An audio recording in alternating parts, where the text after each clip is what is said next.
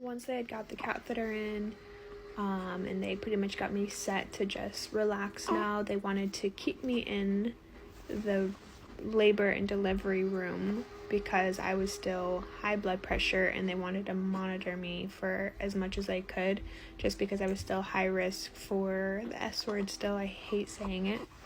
So they, and all my nurses were amazing. They were so amazing.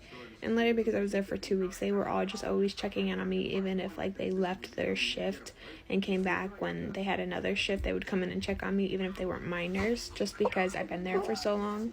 And they would come in, too, and they'd be like, oh my god, I heard your birth story, you're a warrior. Like, they were just so sweet. So one of the nurses, she was ending her shift, but she wanted to make sure that I got a good bed.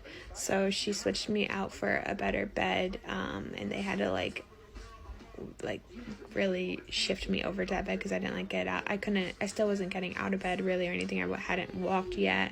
And again, I didn't have epidural or anything. It was just the magnesium is a muscle relaxer. And because I had such a high dose, they were just filling me up for now 2 days really, that I was really weak.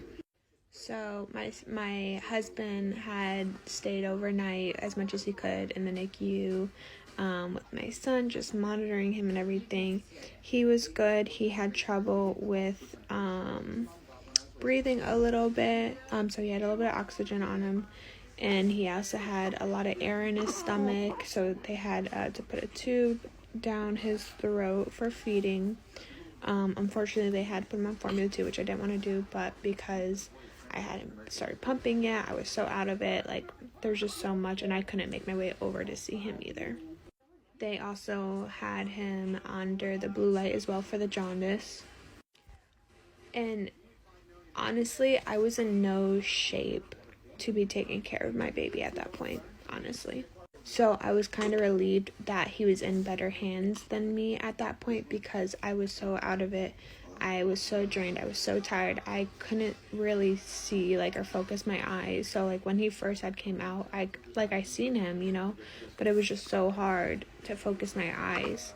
So he just was in better hands while I was getting through the last 24 hours of getting off that magnesium.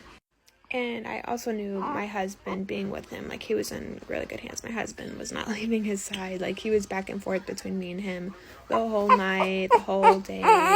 So pretty much for me being in that labor and delivery room while I still had all the IVs hooked up to me, the magnesium going, the circulation cuffs, everything, monitoring my blood pressure every so often, still couldn't get out of the bed.